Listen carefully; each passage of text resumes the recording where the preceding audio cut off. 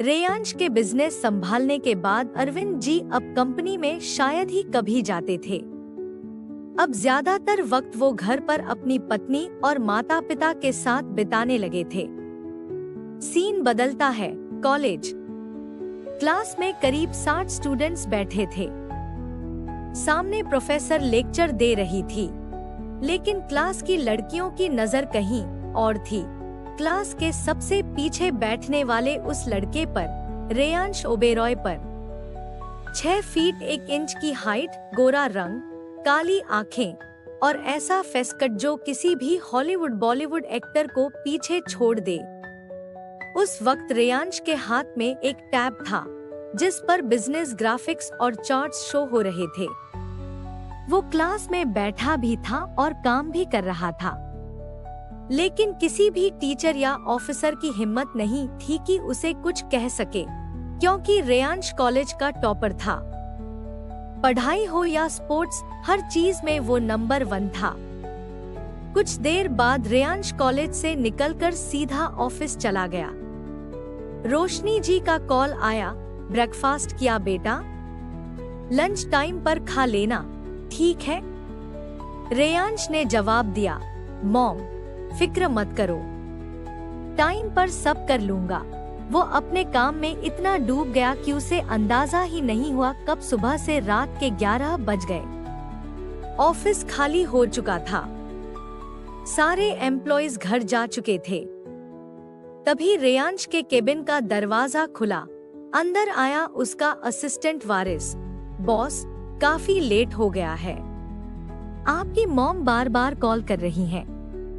कल पूजा है, तो बताइए मीटिंग शिफ्ट कर दूं? रेयांश ने थोड़े डोमिनेंट टोन में कहा, ड्राइवर को बोलो कार रेडी करे, मैं बस ये फाइल चेक कर लूं, फिर निकलता हूँ। 10 मिनट बाद फिर फोन बजा। इस बार मॉम का कॉल। रोशनी जी ने कहा, रेयांश बेटा, फिर लेट, इतना काम करोगे तो तबीयत बिगड़ जाएगी। तुम्हारे पापा वैसे भी बोर हो जाते हैं, थोड़ी मदद ले लिया करो उनसे। अभी तुम्हारी उम्र खेलने कूदने की है।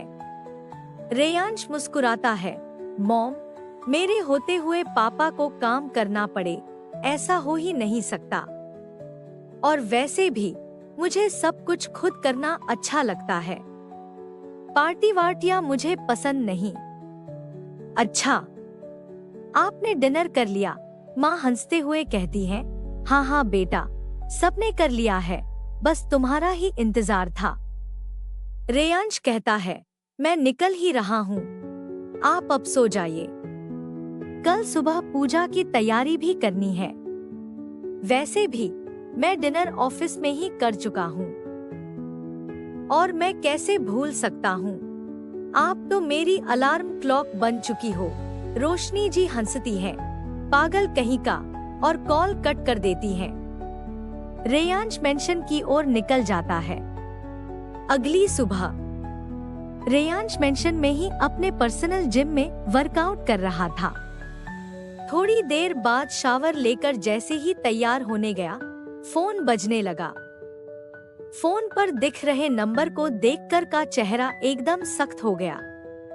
उसके एक्सप्रेशन एक पल में बदल गए। वो कॉल उठाता है और कड़क आवाज में बोलता है, क्या हुआ? सुबह सुबह कॉल क्यों किया? दूसरी तरफ था फिरोज, रेयांश का सबसे भरोसेमंद आदमी। जो जानकारी फिरोज ने दी, उसे सुनकर रेयांश की सांसें तेज हो गई। चेहरे की सख्ती और गहरी हो गई।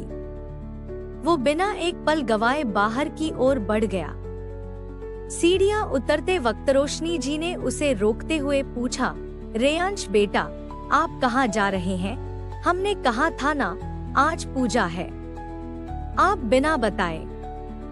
रेयांश ने माँ के गाल पर प्यार से हाथ रखा, मॉम, ऑफिस में जरूरी काम आ गया है, आप सब चलो, मैं आपको मंदिर में ही मिलूंगा। माँ कुछ कह पाती, उससे पहले ही रेयांश जल्दी से निकल चुका था। रोशनी जी सिर हिलाते हुए कहती हैं, इस लड़के को तो काम के अलावा कुछ दिखता ही नहीं। कुछ देर बाद पूरा परिवार कुलदेवी के मंदिर के लिए रवाना हो गया। पर किसे पता था, ये उनका आखिरी सफर होगा। हाईवे पर सिक्योरिटी से घिरी उनकी गाड़ी आगे बढ़ रही थी। तभी एक ट्रक, जो कंट्रोल खो चुका था, बॉडीगार्ड्स की गाड़ियों को टक्कर मारता हुआ निकल गया। रेयांश के माता पिता और दादी जिस गाड़ी में थे, वह ड्राइवर बमुश्किल कंट्रोल बना पा रहा था। तभी सामने से एक और ट्रक आया और उनकी कार को जोरदार टक्कर मार दी।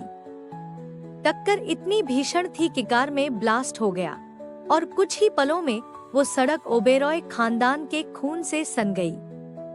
उधर ऑफिस में रेयांश फाइल्स देख रहा था, मगर अचानक उसका दिल जोर जोर से धड़कने लगा। एक अजीब बेचैनी, घबराहट, फिर फोन बजा। रेयांश इरिटेट होकर फोन उठाता है, लेकिन दूसरी तरफ से जो बात वो सुनता है, उसकी आंखें खून जैसी लाल हो जाती हैं। हाथ कांपने लगते हैं और पहली बार उसके पैरों तले जमीन खिसक जाती है। किसका कॉल था वो? कौन सी खबर थी जिसने रेयांश को तोड़कर रख दिया?